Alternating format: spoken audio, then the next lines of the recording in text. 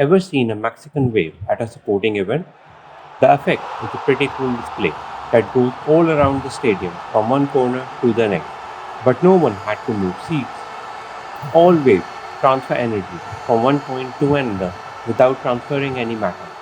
This is done by a series of disturbances or vibrations that carry the energy, just like the people in their seats, only moving up and down when it is their turn. Waves can transfer energy through solids, liquid, gases, and empty spaces, otherwise known as vacuums. There are two types of waves: transverse and longitudinal waves. We know that waves transfer energy from one place to another. Waves are produced as a result of vibrations that can be classified as transverse or longitudinal. Whether they are transverse or longitudinal depends upon how particles are made to vibrate as the energy passes. Let's look at longitudinal first. This is when particles vibrate parallel to the direction in which wave or energy is traveling. Notice the ends of the slinky don't ever leave the hands holding them. It's only the energy that travels. The places where the coils or particles are bunched together are called compressions. Where they are further apart, they are known as rarefactions. An example of longitudinal waves is sound. When a drum is stuck, the skin vibrates, which causes the air particles next to it to vibrate. This causes the next air particles to vibrate, then the next, and so on, until the vibrations reach the air, causing the air drum to vibrate. The vibrating air speeds away from the source, creating a sound wave. Let's look at another type of wave. In transverse wave, the hand moves up and down, as does the slinky, but the wave moves from left to right. So particles vibrate at 90 degrees to the direction that the energy is moving. We can simply think of it in longitudinal waves, the hand moves horizontally, pushing and pulling the slinky. The particles also move horizontally, back and forward, whereas in transverse wave, the hand moves up and down, but the wave energy still moves horizontally. The ends of the slinky never leave the hands holding it. It's just the energy that moves along. The particles vibrate perpendicularly to wave motion. The waves on surface of water are transverse waves. All types of electromagnetic waves, like visible light, are also transverse waves. So now, you should be able to describe the differences between transverse and longitudinal waves. Remember, it's the energy and not the matter itself that travels.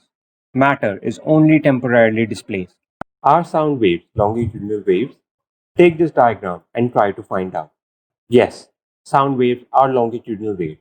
We see this in this example that particles of the medium are vibrating in the direction of wave motion.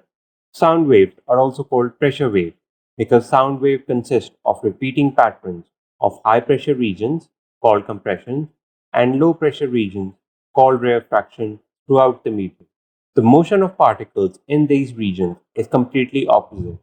In compressions, particles are close together, and in rarefactions, the particles are further apart. In the next instance, as the wave passes, those particles that were in compression will move further apart to become region of rarefaction, while particles in rarefaction will move closer to become a region of compression. Can we say sound is a transverse wave? No, because the particles are vibrating parallel to the direction of wave motion in altering regions of compressions and rarefaction. Transverse waves are those in which vibrations are at an angle to direction of wave motion. Light, vibration of a plucked string, and water waves are all examples. Let's look at water waves. The wave travels from left to right, and vibrations are up and down. The particles are said to be moving in a perpendicular direction to direction of wave motion. Consider a transverse wave moving from left to right. The wave comprises of particles that vibrate or oscillate. Let's mark few particles on the wave to illustrate their motion. These are particles A, B, C, D, and D at different positions on the wave. Draw a dotted line to represent their position on the wave at that moment. Now, as the wave moves forward, we see that particles now lie outside the wave. Have the particles broken free of the medium after oscillating in the wave? Of course not. The particles in the medium have simply moved in a particular direction within the medium. Particle A has moved downward, particle B has moved upward, particle C has moved upward, particle D has moved upward, particle E has moved downward. So in transverse wave, particles move perpendicular to direction of wave travel. In a transverse wave, we have the uppermost points marked by yellow dots and also the lowermost points marked by white dots. Key to remember is that as the wave progresses further, the particles to the left of the uppermost yellow dots will move downwards, while particles to the right of uppermost yellow dots will move upwards as the wave progresses.